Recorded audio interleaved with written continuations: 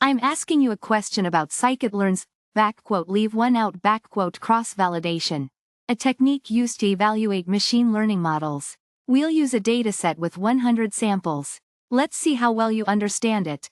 This statement describes what happens in one round of LeaveOneOut cross-validation. I'm taking 99 samples for training and setting aside one sample for testing. I'm making sure that the samples used for training are completely different from the sample used for testing. There is no overlap.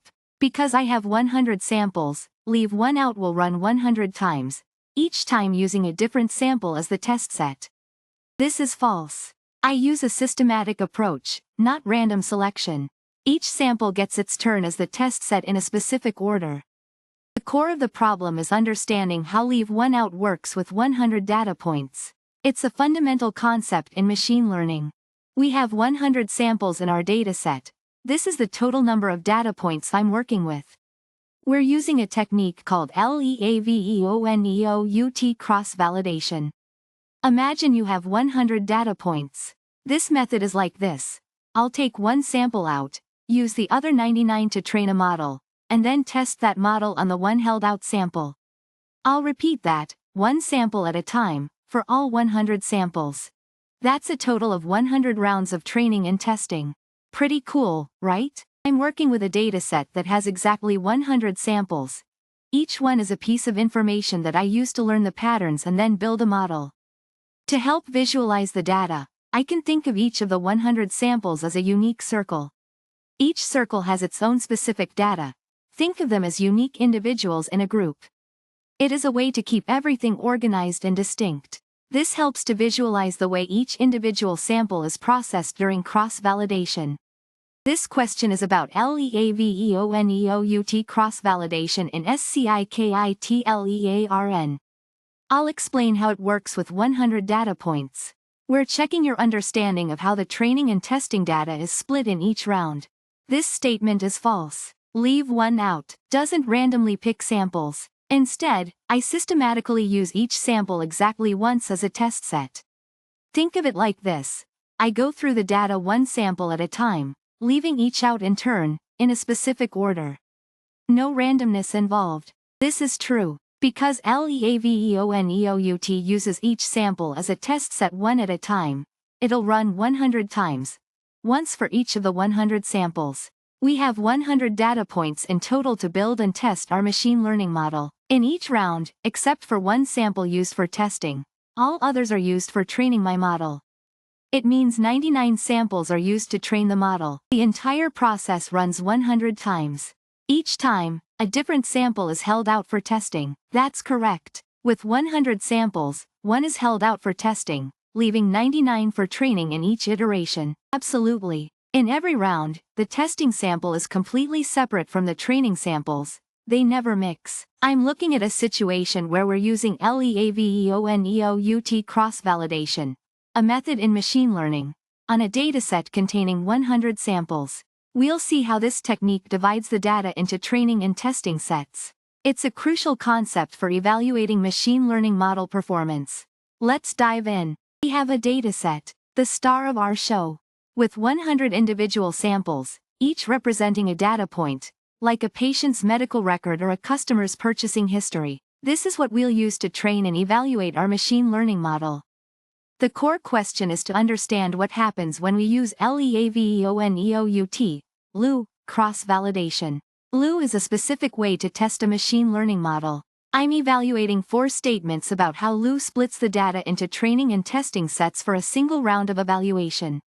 Let's investigate. With LeaveOneOut, I get 100 iterations of training and testing sets. Why? Because for each iteration, I leave out exactly one sample as the testing set, and the remaining 99 samples become the training set. I repeat this process 100 times, so each sample gets a turn in the testing spotlight.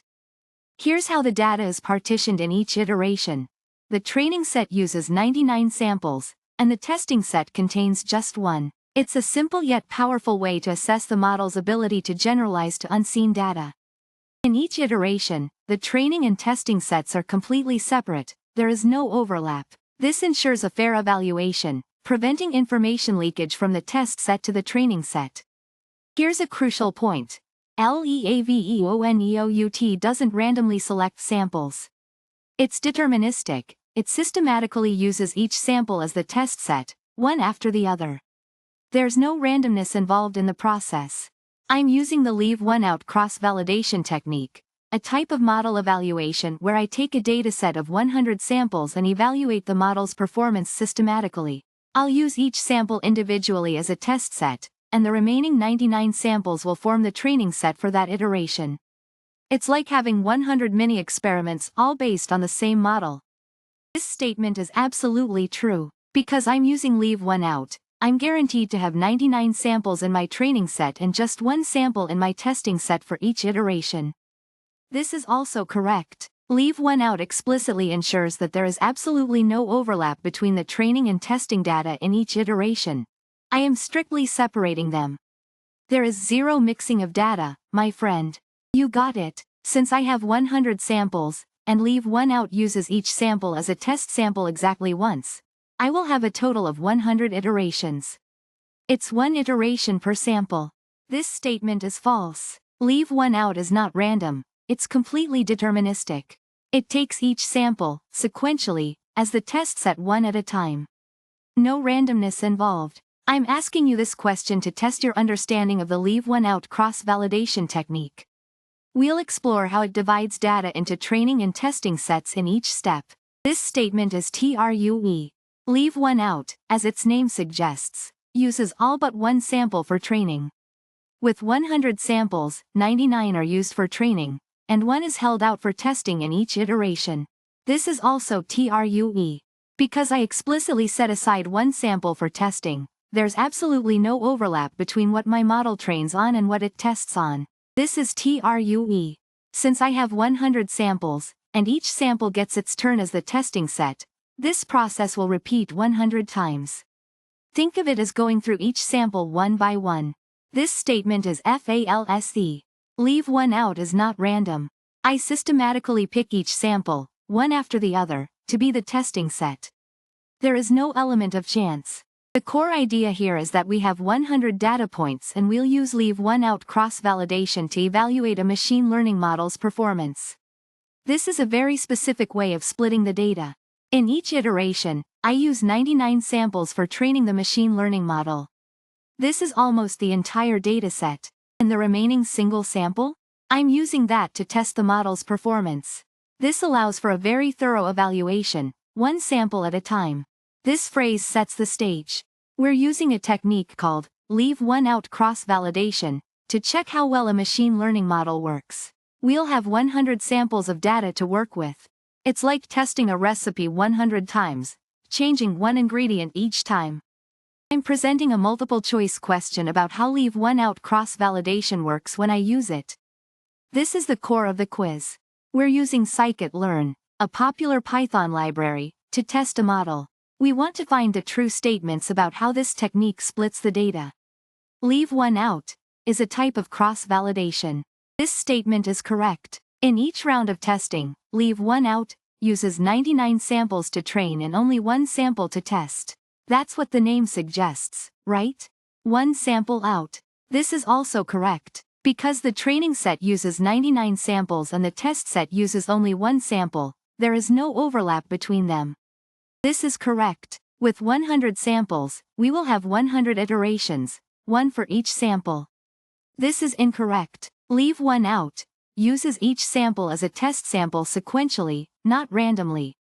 I'm describing the amount of data we will be working with 100 samples. This forms the basis for our cross-validation. This is the first time we split our data into a training and testing set. This is the final time we split our data into training and testing sets.